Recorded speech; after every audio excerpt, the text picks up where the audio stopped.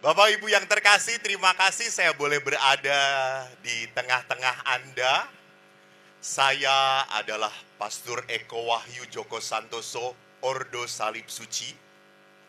Saya lahir di Bandung, besar di Bandung. Lalu saya ini bertugas 25 tahun di rumah retret. Dan biasanya saya memberi retret anak-anak. Tetapi yang paling membuat saya terharu, kalau mereka sudah duduk berlutut di depan salib, lalu mereka berdoa. Hampir 70% anak-anak berkata, Tuhan, aku tidak mau ayah ibuku cerai. Aku sedih ayah ibuku suka bertengkar. Aku sedih kalau mereka bertengkar, aku ketakutan Tuhan. Itu yang membuat saya ingin sekolah konseling keluarga. Karena dulu saya berpikir jadi pastor itu berat. Setelah melihat dan mendengar kesaksian pasangan suami istri, wih, lebih berat. Apalagi pernikahan Katolik 1 sampai mati. Maka banyak bapak-bapak belum mati sudah mati. Coba saya tanya di sini, bapak-bapak, siapa yang datang kemari karena disuruh istri? Angkat tangan. Lihat saudara-saudara, lihat. Ini suami korban istri. Jadi perkawinan adalah sebuah perjalanan hidup yang tidak otomatis setelah kawin langsung bisa. Tidak ada. Tadi saya dengar 3 hari hanya kursus perkawinan. Belajar apaan? Lihat pada saat kursus juga pegang-pegangan, saling lihat, hei, cantik, gitu ya. Yang memberi kursus semangat, yang ini nggak mendengar apa-apa. Jadi Bapak Ibu, maka saya senang seminar tentang keluarga, bicara tentang keluarga. Sekali lagi, karena tidak mudah. Coba lihat di sini, saya coba tes ombak. Saya tadi mendengar Romo Amance. Romo Amance ini stand up komedinya keren banget ya. Tepuk tangan untuk Romo Amance. Hebat ini. Cuma kurang laku daripada saya gitu ya. Padahal lebih hebat dia gitu ya. Nah, saya akan tes ombak. Siapa yang duduk bersampingan bersama pasangan suami istri? Coba angkat tangan.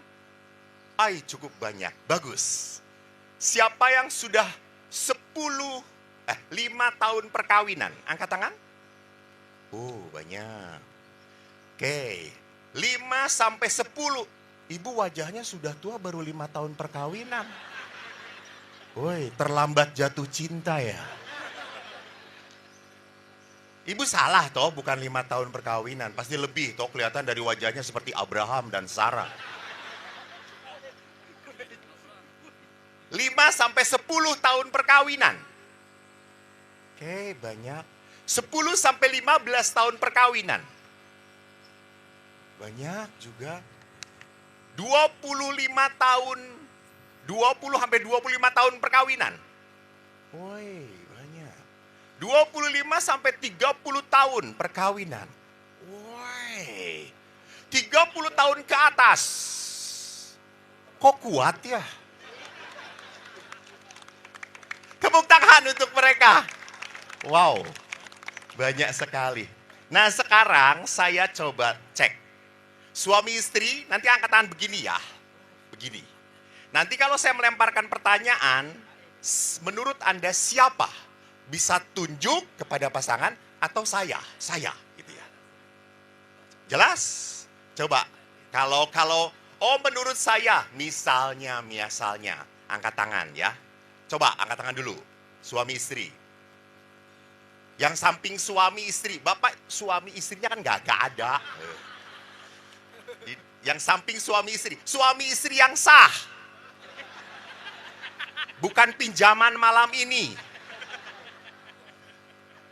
Ya, yang sah. Coba cek. Kamu, oh belakang ya. Tinggal belakang ya. Contoh saya tanya. Kalau yang menurut Anda dia.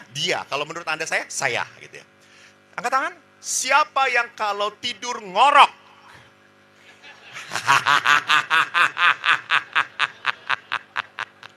Keren, hampir semua bapak-bapak. Kenapa bapak-bapak ketahuan sama istrinya ngorok? Karena bapak-bapak mudah tidur. Istri nggak tidur-tidur gitu ya. Coba saya tanya, siapa yang paling sering pegang HP di rumah? Lihat, ada yang saling menunjuk, ada yang pasrah. Siapa yang lebih dekat dengan anak-anak? Wih, kebanyakan ibu-ibu. Baik. Siapa yang lebih dekat dengan pembantu? Kebanyakan bapak-bapak.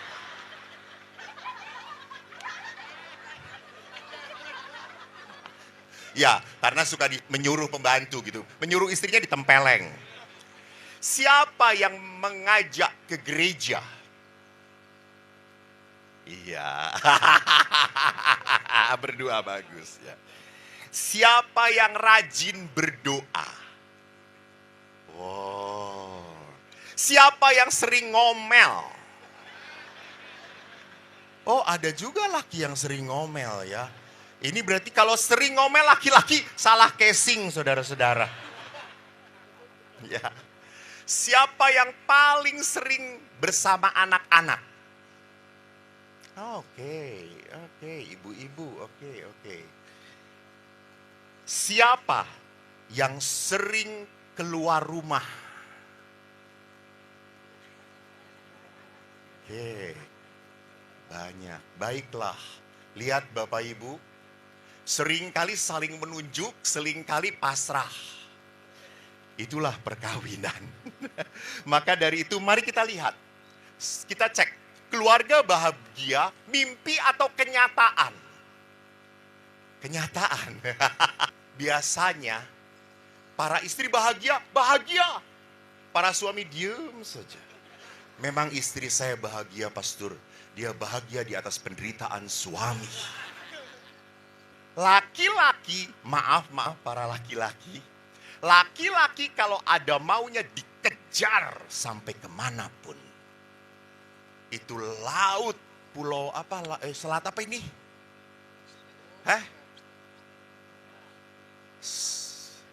Selat Rote pun diseberangi. Kalau ada maunya, laki akan banyak ngomong, dia akan banyak memuji Anda. Betul. Dia akan berkorban dan dia selalu berpikir, apa sih yang kamu sukai? Dia carikan. Tetapi setelah didapatkan, selesai sudah. Selesai. Hanya waktu pacaran dia akan berkata, I love you, I miss you. You are only the one on my heart. Pret. Saya memberkati perkawinan sudah banyak sekali. Lalu kalau perkawinan itu kan lihat pasangannya begitu sayang pegangan. Apalagi kalau udah janji perkawinan. Saya, Eko, memilih engkau, Dede, untuk menjadi istriku. Lalu istrinya diam, sedih, berurai air mata. Terharu. Saya yang memberkati hanya tertawa. Halah. Kau akan mengalami bertahun-tahun.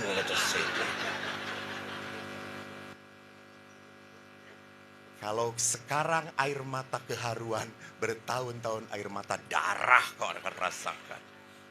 Jadi Bapak Ibu lihat di sini, kita terlalu banyak harapan. Dan kita pikir otomatis, suami saya pastor kalau sudah nikah nanti nggak akan minum-minum lagi, nggak akan dengan teman-temannya. No way, nggak. Kalau dia suka minum sebelum nikah, tetap setelah nikah makin banyak. Kenapa? Karena makin pusing menghadapi istrinya. Maka kan saya pernah waktu di Medan sana ada seorang istri dan suami datang konsultasi. Istrinya berkata, "Pastor, suami saya tuh selalu ke kedai, mabuk, pulang, mabuk. Saya tuh jengkel sekali. Kamu sudah jadi suami tuh jangan mabuk terus." Lalu suaminya nggak mau kalah. "Hai pastor, lihat istri saya. Istri saya selalu ke salon. Dia tidak pernah menerima dirinya, alis digundulin, dicat lagi jadi hitam lagi." Betul. Bulu mata lah dipanjang-panjangin. Kadang dia berkedip, bulu matanya masih di atas gitu ya. Jadi saya bingung, dia berkedip atau tidak gitu ya. Dia merem tapi bulu matanya naik ke atas gitu ya. Istri saya itu selalu pergi ke salon mempercantik diri. Pastor, habis uang. Lalu istrinya berkata, kamu suami tidak tahu diri. Kau harus bangga punya istri cantik. Kau bisa membanggakan kepada teman-teman kamu. Lalu suaminya nggak mau kalah.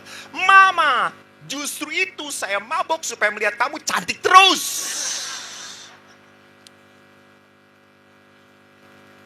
Jadi lihat saudara-saudariku. Justru setelah perkawinan, Anda melihat banyak perbedaan. Melihat banyak kekurangan. Karena sebelum menikah, kau diatur oleh feeling, perasaan. "Saya udah cinta banget, Mami. Sayang banget. Kalau nggak kawin mati aja saya." Biar mati aja, Bu. Gitu ya. Lihat, karena apa? Perasaan. Maka ada lagunya tuh, "Jatuh cinta sejuta rasanya." Betul tak? "Dibelai, ditendang, amboi rasanya." Iya dong. Coba Anda waktu pacaran. Waktu pacaran Valentino. Istrimu nginjak. Apakah kamu marah? Enggak. Diinjak kamu seperti diinjak bidadari. Tapi setelah menikah, baru istrinya mau ngelendot saja. "Mimi, udah jangan lendotan. Jangan turun." "Kenapa? Dulu kamu senang. Dulu kamu Mercy, sekarang tonton." Jadi dalam perkawinan hati-hati. Lama-lama kata-kata kita makin tajam pada pasangan. Kita sulit memuji pasangan. Tapi kalau melihat pasangan orang lain dipuji terus. "Papa, lihat suami tutu seperti itu. Ke gereja selalu berpegangan tangan. Kalau salam damai cipika-cipiki. Indah sekali. Kamu kalau ke gereja duluan saya, kamu terakhir. Merokok dulu di luar. Sudah gitu salam damai, kau salami dulu tante-tante yang lain. Baru saya." Itu suami normal, artinya normal. Mengerti mana yang lebih menarik dan tidak menarik. Gitu ya. Jadi saudara-saudariku, lihat. Kita tidak siap melihat perubahan karakter pasangan. Kita tidak siap melihat bahwa kok pasangan tidak seperti sebelumnya. Adik saya itu waktu pacaran, kan pacarnya dan sekarang menjadi istrinya orang Manado. Orang Manado kan suka sambal, suka pedas. Adik saya nggak kuat, sama dengan saya. Tapi waktu pacaran, pacarnya berkata, "Kita makan bakso, yuk sama-sama." Kebetulan saya mengintip. Dan waktu makan bakso, pacarnya berkata, "Bakso itu enak pakai sambal banyak." "Ya, pakai sambal." Dia juga pakai sambal. Pulang pacaran mencret dia. Setelah kawin saya tanya, "Kamu suka sambal?" Kata siapa suka sambal? Waktu pacaran itu bohongan. Biar dia senang saja. Itu lihat. Hati-hati. Sewaktu pacaran kita selalu mencoba untuk membuat dia senang. Tetapi setelah perkawinan, kita lupa untuk memupuk bunga. Bapak Ibu, perkawinan itu seperti memelihara bunga. Bunga tidak akan pernah hidup kalau dicabut. Nah, bunga harus disiram, dipupuk. Sering kita mencabut apa? Mencabut cinta dengan kata-kata kepahitan. Dengan apa? Cuek. Dan lihat, high expectation, low preparation. Kalau istri, Pak, apa lawan kata dari cinta? Apa Pak? Pak Sony, apa lawan kata dari cinta? Apa? Benci. Ah, betul. Yang benar adalah tidak peduli. Tidak peduli. Kalau pasangan Anda sudah tidak peduli, berarti sudah tidak ada cinta lagi. Maka ibu, bapak-bapak sadar kalau istri itu WA, telepon itu kepedulian. Dan telepon dia lebih parah daripada Polda. Di mana kamu? Dengan siapa? Kok ada suara perempuan di situ? Lihat.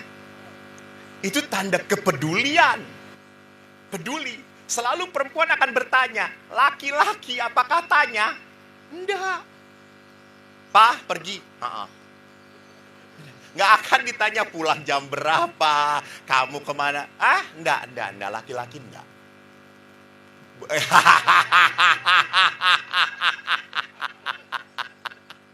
Bukan tidak berani tanya, tetapi praktis. Mereka percaya. Maaf, pertanyaan saya, apakah ada laki-laki yang takut kehilangan istrinya? Tidak ada.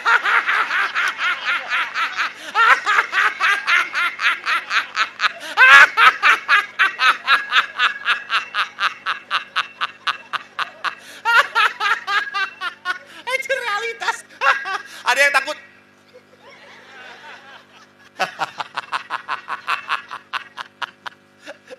Jadi lihat bahwa kenapa ada dua tipe karakter yang berbeda, laki dan perempuan. Gitu. Maka jangan pernah berpikir dia harus jadi seperti saya. Nggak bisa. Jangan harap istri Anda seperti yang kau bayangkan atau suami seperti istri bayangan. Nggak bisa. Sampai kapanpun para istri Anda berdoa, suami berdoalah, kalau Anda berhasil saya kasih mobil. Tuhan, semoga istri saya enggak cerewet. Anda makin novena, makin cerewet. Enggak ada, itu karakter. Gitu ya. Maka mari kita lihat, kekecewaan hidup perkawinan itu terjadi apa saja. Ada 4 poin yang ingin saya ingatkan. Situasi yang bisa mencabik-cabik hidup perkawinan. Pertama adalah apa? Tidak merasa nyaman di rumah. Maaf, kenapa bisa terjadi? Karena komunikasi yang harusnya baik, malah komunikasi itu menjadi buruk. Lihat kalau Anda ngobrol dengan suami istri, ujung-ujungnya apa? Bertengkar, berkelahi. Ujung-ujungnya berkelahi. Pelan-pelan. Gimana itu? Emangnya kamu mikirin? Ya mikirin. Gak pernah kamu mikirin. Gitu, itu dia. Membentak. Maka seringkali komunikasi yang terjadi antara suami istri adalah apa? Menyerang, menyalahkan, menghina, menuduh, curiga. Dan mengkritik pasangan.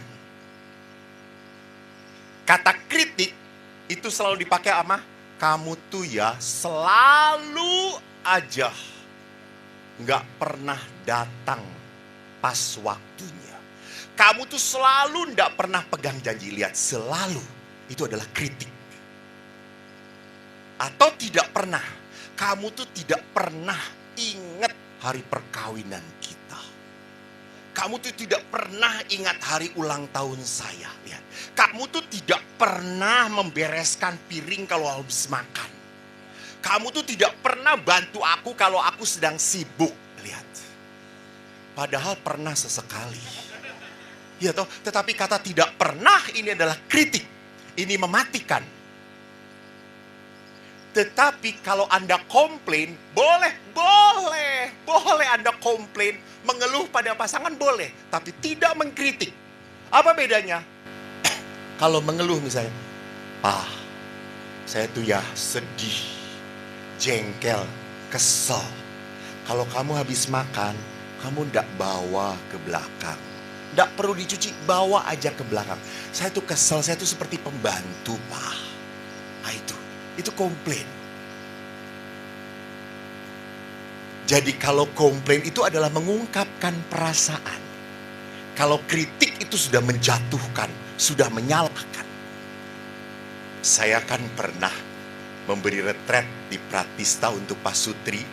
Lalu saya berkata, "Tolong ibu-ibu, Anda jalan berdua, pegangan, tenang.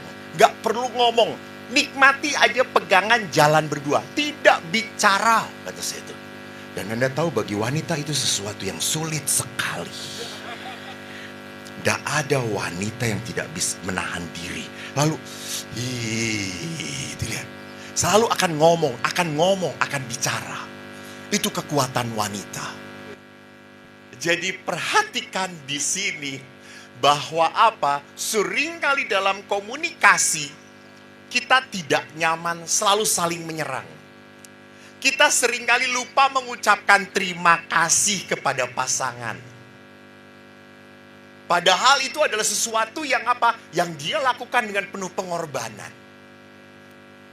Dan kita otomatis, kan itu tugas kamu. Kan kamu harus bertugas seperti itu. Seolah-olah harus lancar. Begitu saja harus terjadi. Kita lupa say thank you. Terima kasih. Dan kita pun seringkali lupa memuji pasangan. Gak. Ingat, jalan terpendek adalah dari kepala ke mulut. Betul. Tetapi justru jalan itulah yang paling berat. Kita tahu, wah suami saya itu baik, tapi malas ngomongnya. Wah istri saya itu cantik, saya gak mau ngomongnya. Jadi saudara-saudariku, mari kita lihat bahwa rupanya seringkali rumah tidak menjadi tempat yang nyaman. Tidak menjadi tempat yang dirindukan. Hati-hati, apalagi kalau suami istri bekerja. Berangkat kerja, baterainya masih full. Anak-anak berangkat sekolah pun baterainya masih full. Pulang ke rumah, baterai suami bed, baterai istri bed, baterai anak pun bed. Maka mudah konslet. Hal kecil saja bisa menjadi besar sekali. Apalagi, nanti saya perlihatkan, apalagi tumpukan bertahun-tahun. Tumpukan bertahun-tahun. Sudah tidak ada sengatan-sengatan lagi. Hati-hati bahwa seringkali feeling, perasaan setelah sekian tahun perkawinan sudah mulai hambar. Sudah mulai tidak terasa. Jadi mari kita lihat bahwa di dalam perkawinan kalau tidak hati-hati, maaf juga, akhirnya rumah tidak nyaman. Hati-hati, seringkali tiba-tiba kita punya kesibukan. Pelayanan lah, hobi olahraga lah, hobi outing dengan teman-teman lah, ngumpul bareng-bareng lah. Hati-hati. Kalau sampai suami istri tidak punya rasa home, nyaman lagi, hati-hati, cukup banyak pasangan suami istri yang merasa kesepian. Pada saat merasa kesepian, ada orang yang memperhatikan, maka dia akan masuk ke dalam hatimu. Kalau tidak hati-hati. Maka saya pun sebagai pastor, hati-hati dengan konsultasi. Dia butuh saya, dan kalau dia menarik, saya akan membutuhkan dia. Nah, itu harus hati-hati. Maka di situ saya harus tahu diri. Kalau sampai konseling lebih, hati-hati Roman Amanse. Anda adik kelas saya ya? Jauh sekali. Tapi wajahnya lebih tua Anda daripada saya. Itu bedanya yang tidak terawat dengan terawat. Nanti balas-balasan. Jadi saya diberitahu dalam konseling kalau sampai ibu-ibu ini 2-3 kali ngobrol terus, konsultasi terus, berarti Anda tidak berhasil. Berhenti konsultasi. Karena banyak beberapa pastor yang sering konseling akhirnya terikat dan terpikat. Tertarik. Pastor juga manusia. Bisa ngelihat mana yang bening, mana yang glowing, mana yang produk Korea, mana yang produk koe lagi. Koe itu kamu bahasa Jawa ya. Yang kedua adalah apa? Fokus pada diri sendiri. Jadi yang pertama, rumah tidak menjadi tempat nyaman, itu salah satu pemicu perpecahan. Yang kedua adalah apa? Fokus pada diri sendiri. Dalam perkawinan, kitab hukum kanonik berkata, kebaikan suami istri. Jadi tujuan perkawinan adalah kebaikan suami istri. Pasutri berjuang mengusahakan memberikan yang baik kepada pasangan melalui perkawinan. Memberi yang terbaik. Karena cinta itu apa? Memberikan yang terbaik. Hanya seringkali di dalam perkawinan, Anda selalu berpikir, saya orang yang banyak berkorban, Romo. Saya orang yang banyak mengalah, Romo. Saya orang yang banyak menderita, Romo. Itu. Jadi, di dalam perkawinan orang membesarkan apa? Membesarkan pengorbanannya. Saya yang sudah banyak banget sakit hati, Romo. Saya banyak kecewa. Hati-hati di sini. Karena kalau dengan demikian berarti apa? Saya adalah orang yang benar, paling benar. Yang salah itu suami saya. Sering, betul, saya mengakui Pak, maaf ya. Maaf kalau Anda tersinggung. Istri itu pinter banget. Pinter. Anda kasih berapapun selalu cukup di tangan istri. Istri itu tidak sekolah ekonomi tinggi-tinggi, tapi ekonomi terbaik. Betul. Jadi dia bisa hutang sana, hutang sini.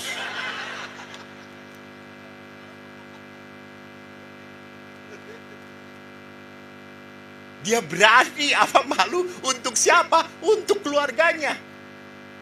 Jadi perhatikan, seringkali apa kita lupa bahwa Anda bukan orang yang sendirian berkorban dalam perkawinan. Tidak. Pasanganmu pun berkorban. Jadi apa yang mau saya perlihatkan, di saat dalam perkawinan kita selalu berkata, saya ini yang paling menderita, Anda objek penderita. Sampai kapanpun perkawinan tidak akan pernah menjadi perjalanan yang indah. Yang ketiga adalah apa? Oh, Bapak Paus Fransiskus. Tadi dokter mengutip Fransiskus, Bapak Paus Fransiskus yang nanti belakang akan saya perlihatkan dalam Amoris Laetitia. Dalam Amoris Laetitia berkata apa? Ketegangan yang timbul di dalam hidup pasangan suami istri karena budaya individualistis yang berlebihan pada harta milik dan kenikmatan. Lihat, Bapak Paus sudah memberikan warning. Hati-hati. Dalam perkawinan itu kita punya budaya individualistis. Artinya apa? Yang penting saya bahagia, yang penting saya senang. Jadi kita berpikir bahwa kita itu mau perkawinan supaya hidup saya disenangkan, dibahagiakan. Salah. Maka saya selalu berkata, kalau Anda belum siap menderita, jangan kawin. Jangan kawin. Ya jangan jadi pastor juga. Jadi Bapak Ibu, lihat di sini. Kalau di dalam perkawinan, maaf, jangan lupa setelah perkawinan tidak ada kata saya lagi. Ingat dong dalam janji perkawinan. Anda ingat nggak? Pasti lupa karena cuma sekali seumur hidup. Kami pastor ingat, setiap saat ngedengerin. Jadi itu yang tadinya, saya bla bla bla, memilih engkau bli bli bli, menjadi pas istriku. Saya, ini bagus, akan mengabdikan diri kepadamu dalam untung dan malang, di waktu sehat dan sakit. Saya akan bersamamu sampai mati. Edan gak? Hebat. Jadi bapak-bapak sadarlah, seperti apapun Anda, ada yang mengurus. Pastor-pastor sadarlah, Anda itu berguna kalau sehat. Kalau tidak sehat, panti jompo. Gak mati-mati, masukkan ke laut. Pak, lihat, itu indahnya perkawinan. Anda sakit pun masih ada yang ngurus. Anda gak bisa apa-apa di kursi, tetap ada yang menyayangi. Tetap. Saya kalau sudah pulang seminar malam-malam, masuk angin, gak ada yang kerokin saya. Gak ada. Maka saya cari pojokan pintu, saya kasih minyak, saya gosok-gosok sampai merah. Self-service, you know. Itu lihat. Saya pulang ke pastoran, makanan sudah dingin. Lihat pastor-pastor, belum makan kok? Belum. Oh, ya sudah. Udah. Menyedihkan. Saya harus buat super mie sendiri, nyeplok telur sendiri, makan sendirian. Itulah nasib, begini nasib seorang bujangan seumur hidup. Dan Anda tidak. Anda mempunyai orang yang merawat Anda. Lihat peristiwa COVID indah banget. Saya sampai salut kepada beberapa pasangan suami istri. Istrinya sakit COVID, tidak boleh ketemu siapapun, diisolasi. Suaminya buatin makanan untuk istrinya, dia bawa ke satpam. Pak, tolong kasih ke istri saya. Lalu tolong videokan. Si bapak satpamnya ini pintar, videokan waktu istrinya makan. Sampai, isolasi itu kan harusnya 10 hari toh ya. 10 hari. Di hari ke-7 istrinya sembuh, pulih. Dan tiap hari. Sampai suaminya itu berkata, "Mah, hebat. Kamu cepat sembuh." Lalu istrinya berkata, "Iya, saya cepat sembuh, ingin sembuh. Karena makanan yang kamu kirim gak enak semuanya." Gitu. Daripada saya mati karena makanan kamu gitu. Lalu kenapa kamu makan? Saya hargai pengorbanan kamu. Lihat. Dan saya pernah kena COVID juga di pasturan. Halo, apa yang terjadi? Saya keluar kamar, pastor teman saya ngeliat, langsung tutup pintu. Kurang ajar nggak gitu ya? Saya gedor pintunya, semoga COVID. Wah, ada saya itu. Kalau suami istri rindu, para pastor, COVID, kita tutup gitu. Jadi perhatikan, jangan pernah lupa, di dalam perkawinan sudah tidak ada kata saya lagi. Tidak ada. Kau, that's the only you on my heart. Dan itu susah, gak gampang. Kenapa? Yaitu budaya Bapak Paus, individualistis. Yang ketiga, lihat sikap menuntut. Mengapa sih pada saat pacaran umumnya romantik, dekat, saling merindukan? Tetapi mengapa setelah menikah banyak masalah, tidak harmonis, terasa hambar, tidak nyaman, tidak merasa at home? Kenapa bisa terjadi? Jawabannya adalah, kecepatan. Pada masa pacaran bisa saling menyesuaikan. Menampilkan yang terbaik. Tetapi pada saat menikah justru saling menuntut. Jadi waktu pacaran kita bisa menyesuaikan, tetapi setelah menikah kamu harus begini, kamu harus begini. Lihat baju aja diatur warnanya. Lihat selalu sama. Suami istri tadi itu lalu sama. Pak, kenapa sama? Ya, beli 1 dapat 2.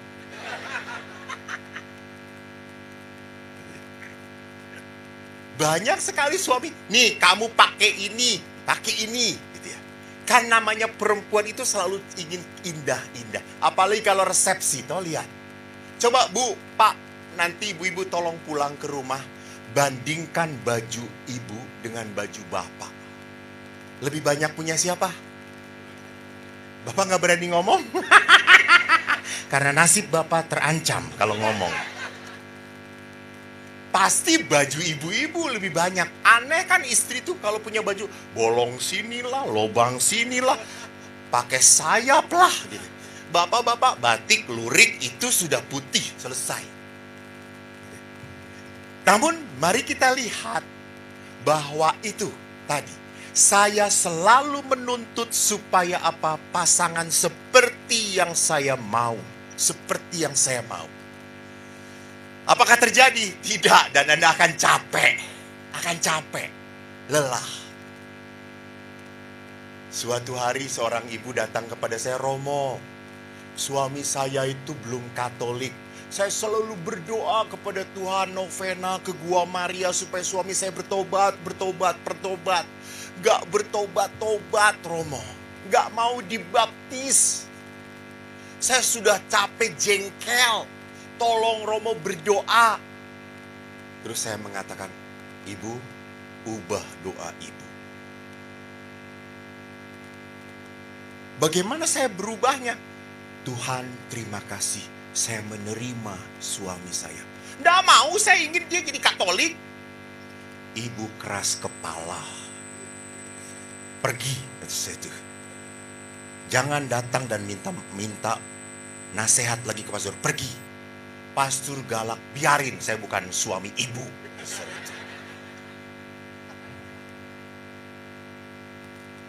Ibu ini pergi. Diam-diam ibu ini taat pada saya. 2 minggu kemudian dengan wajah cerah dia datang pada saya. Pastor, terima kasih. Kenapa? Suami saya nggak dibaptis-baptis sampai sekarang. Nggak mau jadi Katolik. Tapi kok ibu sekarang ceria? Setelah saya ngomong, Tuhan terima kasih. Saya bisa melihat kebaikan suami saya, Pastor. Dia bukan Katolik, tapi dia suami yang gak neko-neko. Dia suami yang baik. Gak Katolik loh, Pastor. Dia sayang banget. Dia itu selalu masakin untuk saya. Saya kaget. Oh, dia suami yang baik. Nah Bu, suami Katolik belum tentu baik. Saya tidak mengatakan OMK supaya jangan memilih yang seiman, bukan.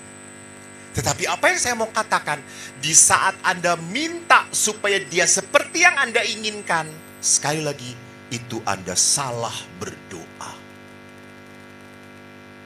Itu doa egois. Doa yang hanya mau membuat Anda senang. Karena apa? Suami sudah seperti yang aku minta. Dia ada di tanganku. Ku tekan motor dia.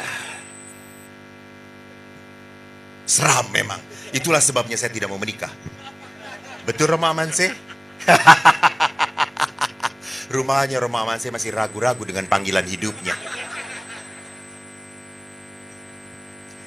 Jadi Amoris Laetitia, Bapak Paus mengatakan sebagian orang mencintai dengan cinta yang mementingkan diri sendiri. Mudah berubah seperti cinta seorang anak. Kamu menyenangkan aku, gue bahagia, gue suka. Tapi di saat kamu tidak menyenangkan aku akan maki, aku akan marah. Aku akan meledak-ledak. Itu cinta anak kecil. Kalau dia tidak dapat yang dia mau, dia akan ngambek. Tantrum. Gitu. Kesel, jengkel. Itu cinta anak-anak. Maka kadang-kadang pun dalam cinta, kenapa muncul kata-kata kritik, pahit, suka menyalahkan.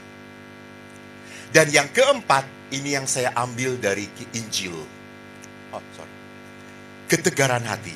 Yesus waktu menjawab, apakah boleh orang menceraikan istrinya dengan alasan apapun? Jawab mereka, tidak boleh kata Yesus. Apa yang tertulis? Lalu Musa memberi izin untuk menceraikannya dengan membuat surat cerai. Lalu kata Yesus kepada mereka, justru karena ketegaran hatimulah Maka Musa menuliskan perintah ini untuk kamu. Ketegaran hati. Bapak Ibu, kalau orang sudah tegar hati itu artinya apa? Sudah keras. Karena diliputi oleh kemarahan. Pertama, orang tegar hati kalau penuh dengan penderitaan. Disakiti. Dikecewakan. Maaf. Seringkali Anda menikah dengan seorang pribadi yang keras kepala. Tidak bisa berubah. Yang kekanak-kanakan, yang egois banget. Saya bertemu dengan pasangan-pasangan yang seperti itu. Maka satu sisi saya sudah capek, pastor, saya sudah capek. Saya tidak tahu apa yang harus saya lakukan. Tetapi karena perkawinan mereka di dalam gereja Katolik yang tak terpisahkan. Lihat, ini adalah sesuatu yang sulit kita terima. Nanti saya perlihatkan bagaimana caranya. Sulit, gak gampang. Apalagi maaf, Anda punya pasangan emosional dan sering memukul. Itu yang membuat kepahitan demi kepahitan dalam hidup perkawinan. Apalagi Anda menghadapi pasangan Anda yang punya wanita idaman lain. Bapak Ibu, maaf ya. Dulu saya awal-awal mendampingi Pak Sudri, yang banyak selingkuh itu pria, banyak. Tetapi sekarang ini cukup banyak wanita yang selingkuh juga.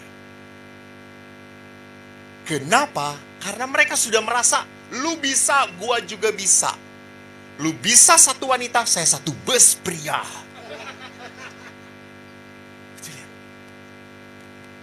Kalau orang sudah tegar hati, maka saling membalas. Saling membalas. Karena orang sudah kesakitan. Maka kalau kepahitan hati itu terus-menerus disimpan, apa yang terjadi? Nanti saya katakan bisa meledak. Karena Anda menyimpan kecewa, rasa sakit, kemarahan terus ditimbun-timbun. Terus ditimbun-timbun. Saya kemarin kan bicara kepada panitia. Ngobrol. Cerita. Kalau saya ceritanya kepada seorang suami, Pak, bagaimana perkawinan? Ya, begitu saja, Romo. Seperti pasangan yang lain. Gimana seperti pasangan yang lain? Ya, up and down and shake lah, kayak gitulah. Namanya juga pernikahan, Pastor. Selalu ada up and down-nya dan goyah-goyah dikit. Lalu saya tanya istrinya, Bu, gimana perkawinannya? Langsung litani penderitaan, Mang Dredel.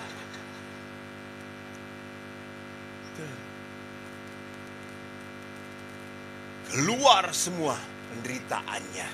Gitu ya. Kenapa? Karena menyimpan. Bapak, Ibu, hati-hati. Kunci tidak bahagia adalah apa? Anda menyimpan kemarahan. Anda menyimpan kejengkelan terus-menerus. Dan itu adalah apa? Hati-hati. Itu adalah karya setan. Itu karya iblis. Untuk membuat Anda tidak bahagia.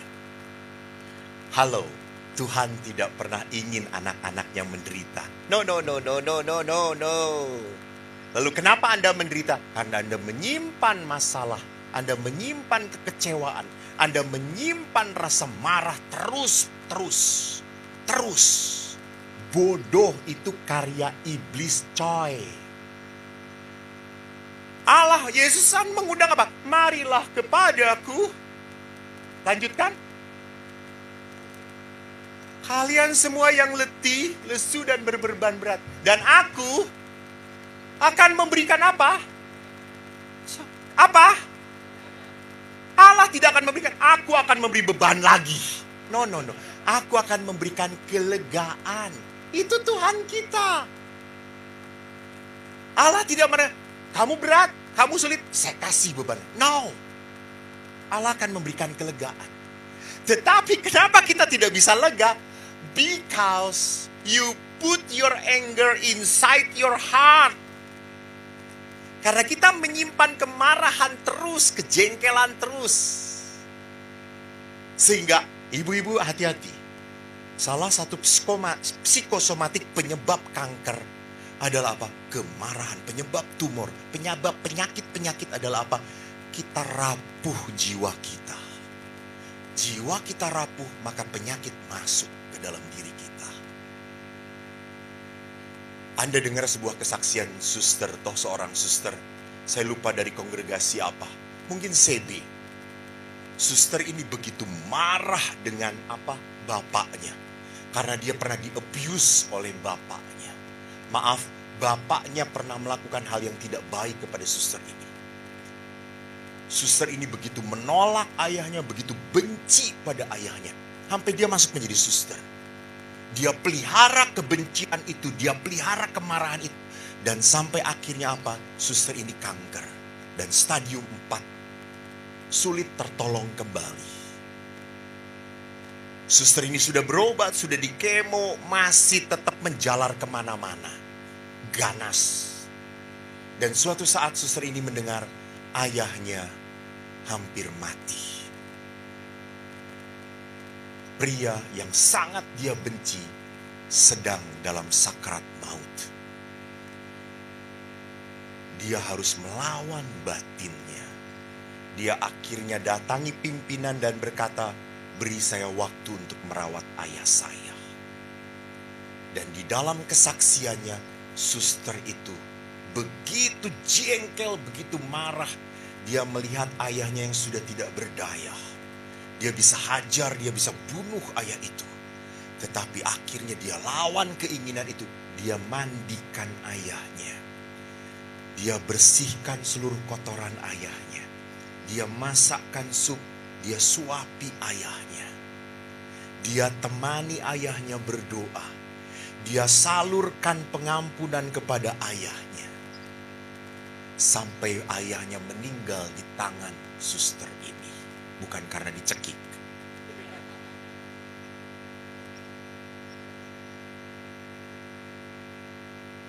Dan ayahnya meninggal dalam bahagia. Setelah selesai menguburkan ayahnya, dia pulang ke biara. Dan waktu itu dia harus kontrol kepada dokter. Apa yang terjadi waktu dikontrol? Dokter melihat, suster, kankernya tidak ganas. Tapi masih ada kanker. Tetapi kanker ini tidak menyerang tubuh suster. You see.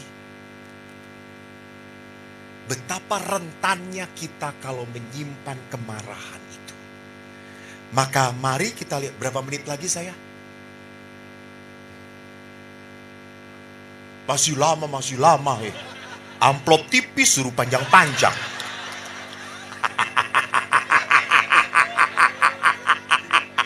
Ini tidak serius. Jangan masukkan YouTube, malu saya.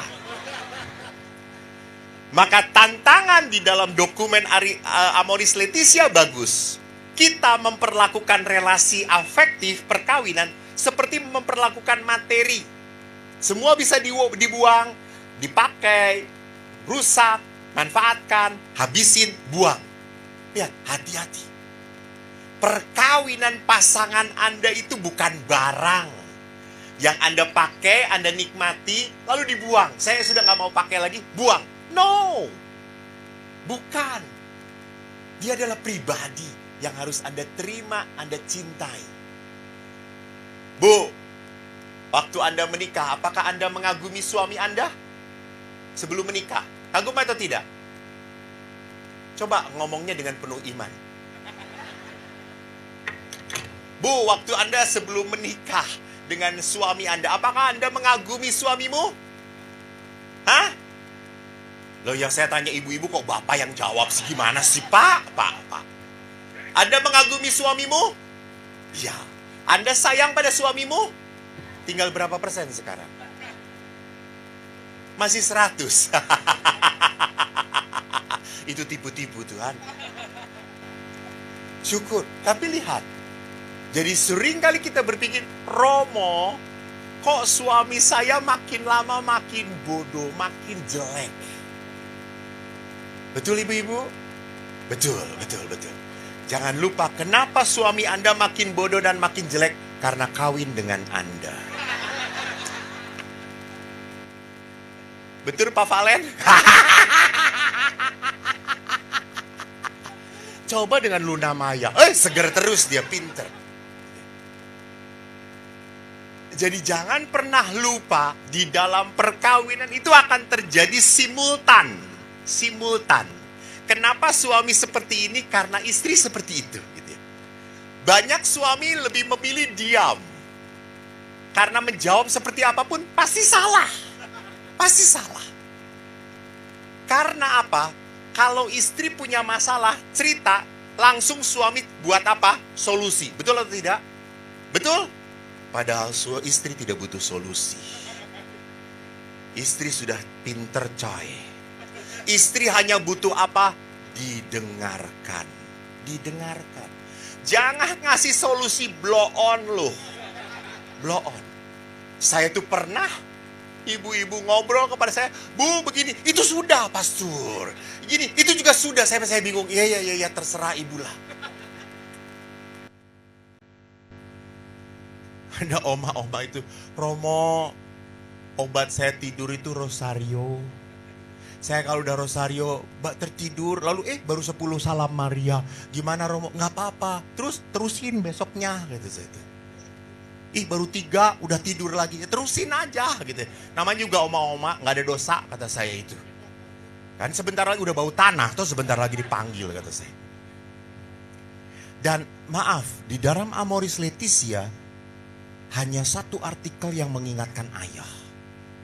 Tidak mengingatkan ibu loh.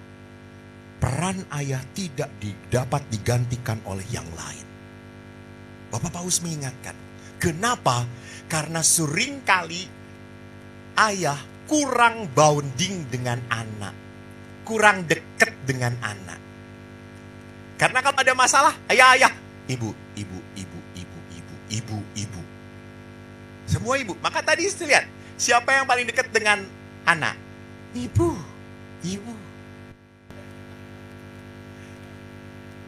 Jadi lihat di sini bahwa apa? Di dalam seringkali di dalam hubungan ayah dan anak kurang bonding, kurang kedekatan.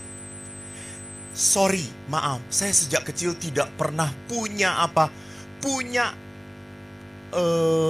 bayangan saya dipeluk oleh ayah. Enggak. Suruh nyebrang saja, ayah berkata, kamu nyebrang. Lihat kiri kanan, selamat. Jalan. Enggak pernah dipegang. Ayah mengatakan, kamu anak pertama, harus mandiri. Saya jalan sendirian. Setelah saya selamat, baru dia menyeberang sendirian. Kurang ajar ayah saya. Kalau dengan ibu, saya pasti dipegang. Kalau dengan ayah, berang sendiri. Itu ayah menanamkan sangat disiplinnya pada saya. Sampai maaf, pada saat saya harus berdamai dengan ayah. Saya itu diolah di Filipina. Saya sekolah di Filipina untuk konseling keluarga. Dan profnya melihat kamu terluka sekali dengan ayah. Tapi lihat di sini. Bahwa apa? Setelah berdamai, orang tidak membangun tembok tetapi membangun apa? Jembatan. Sayang kembali. Nah sekarang lihat. Saya ingin memperlihatkan setelah kita melihat begitu banyak pertentangan dalam perkawinan. Maka sekarang mari kita lihat. Apa yang menggerakkan ayah ini? Kok hilang? Nah ini. Perkawinanku digerakkan oleh roh Allah atau oleh luka. Kalau perkawinanku digerakkan oleh rasa sakit dan luka, sampai kapanpun perkawinan Anda tidak akan bahagia. Maka lihat apa yang dikatakan oleh Yakobus.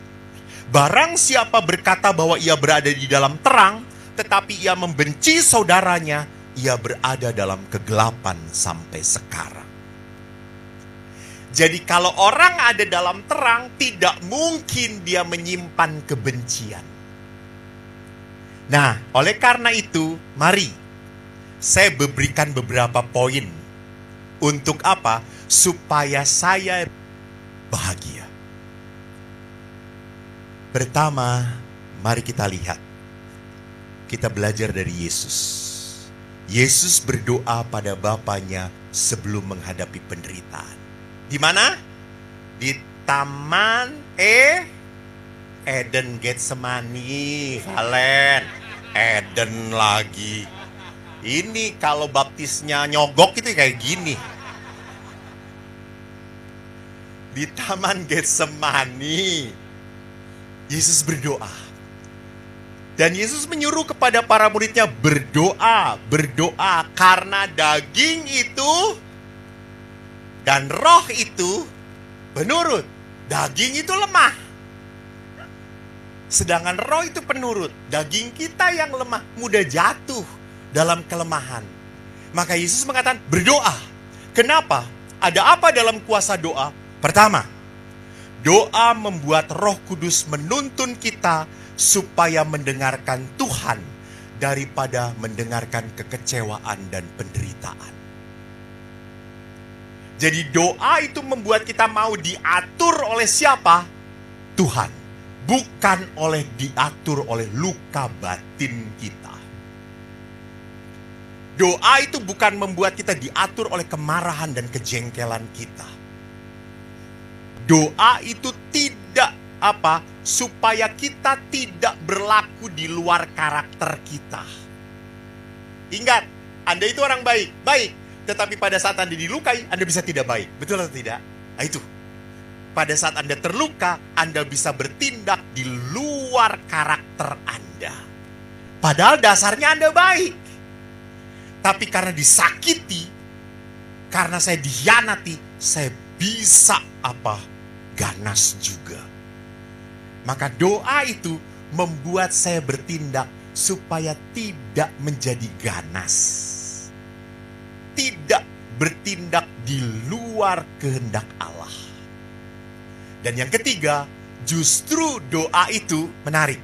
Membuat kita berani membuka hati dan menutup mulut. Karena kalau kita marah, biasanya kita membuka mulut dan menutup hati. Betul ibu-ibu? Betul ibu-ibu? Itu salah. Kok betul? Betul ibu-ibu? Salah, bagus. Jadi sering kali kalau kita marah, kita banyak membuka mulut dan menutup hati. That's not right. Buka hati. Semarah, sejengkel, sekesal apapun pada pasanganmu, kau tidak pernah boleh menutup hatimu. Kenapa? Apa yang dipersatukan Allah. Apa yang dipersatukan Allah. Coba ibu sejenak pandang pasangan Anda. Pandang pasangan Anda ibu. Jangan lihat saya. Memang saya lebih menarik, tapi pas pandang pasangan Anda. Walaupun sudah gundul, sudah itu perterimalah. Sudah Bu, ingat ini hadiah dari Tuhan Bu. Jelas Bu, supaya hidup ibu makin menderita. Dia kasih seperti ini. Jadi lihat saudaraku, bahwa bagaimanapun, sesakit apapun, saya tidak pernah boleh menutup hati untuk pasangan saya. Kenapa? Karena Tuhan yang bekerja. Itu misteri perkawinan. Coba lihat, banyak toh yang sayang pada Anda, banyak toh yang mencintai Anda. Kenapa milih dia? Yang kayak gitu. Jadi lihat yang 4, doa bukan bertujuan mengubah pasangan, tetapi mengubah cara kita merespon, menanggapi kekecewaan atau rasa sakit. Jadi kalau pasangan kita sakit, jangan saya juga ikut sakit. Jangan saya ikut sakit. Kalau dia penuh kemarahan, jangan sampai saya juga penuh kemarahan. Tidak perlu. Jangan kemarahan dibalas dengan kemarahan. Rarampung-rampung bahasa Jermannya. Tidak akan selesai. Kalau kemarahan dibalas kemarahan. Itu yang pertama dilakukan oleh Yesus. Yang kedua ini, kekerasan tidak boleh dengan kekerasan. Sewaktu Yesus melihat bahwa telinga Malkus diputuskan, Yesus berkata apa? Sarungkan pedangmu. Maka apa yang bisa kita pelajari? Pertama, Yesus menyelamatkan kita melalui penderitaan.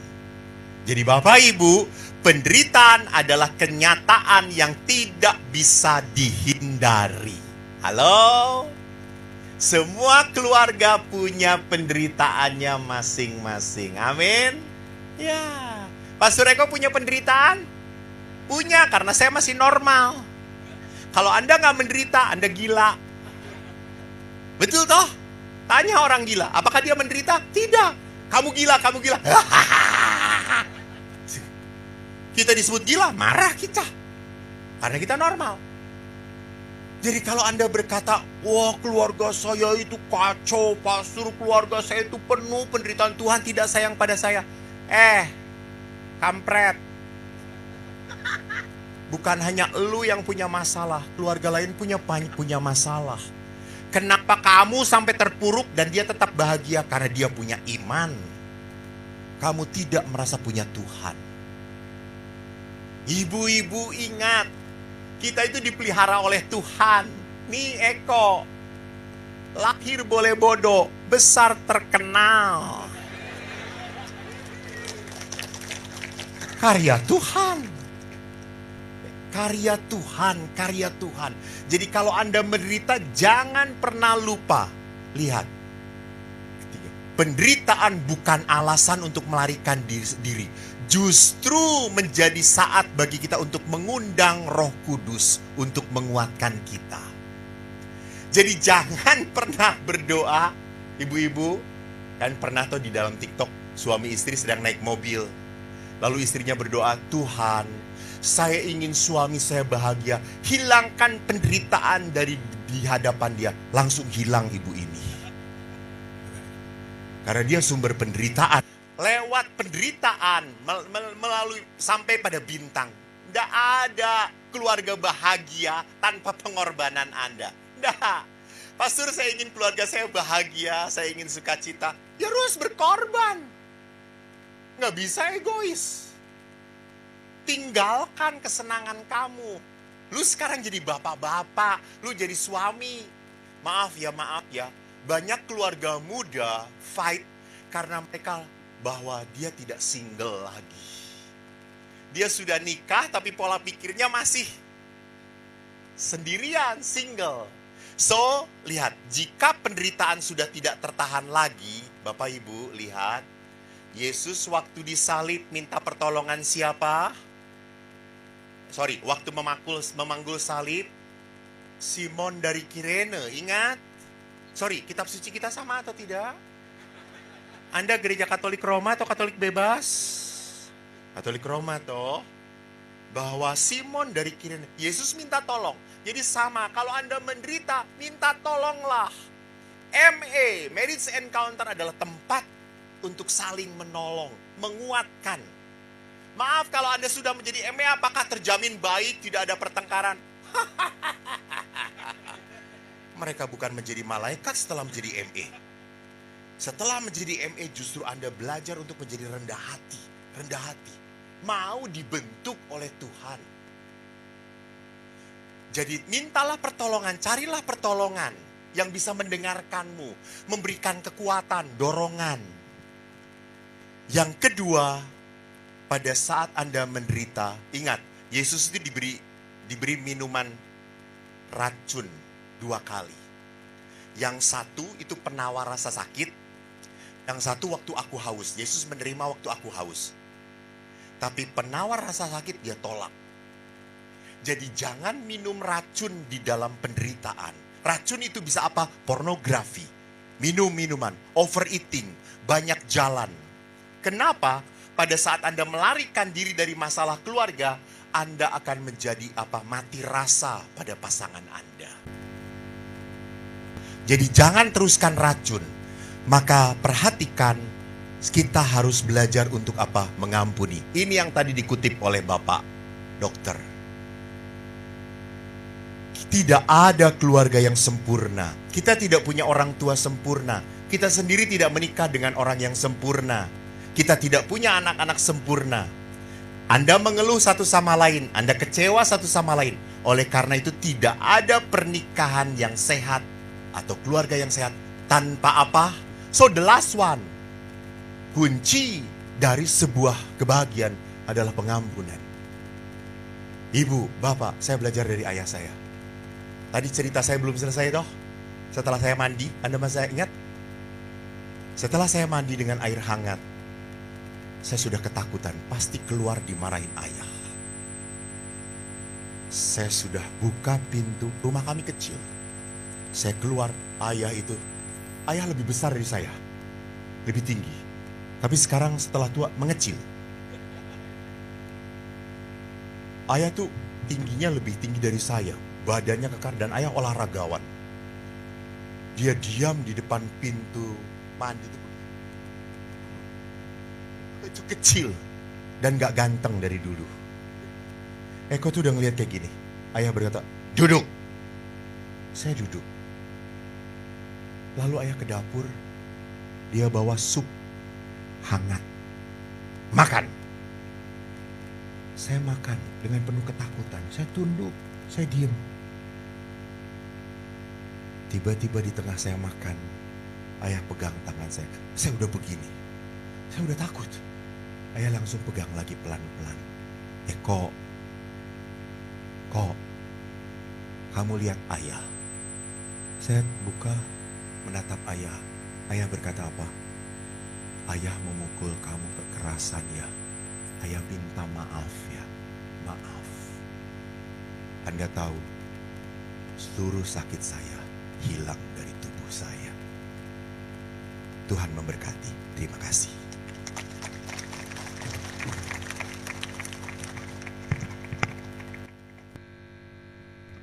Bapak Ibu yang terkasih, para romo, para suster, terima kasih banyak saya boleh berbagi di tempat ini. Semoga apa yang saya sharingkan menjadi bahan refleksi, bahan renungan bagi Anda dan mengembangkan hidup perkawinan Anda.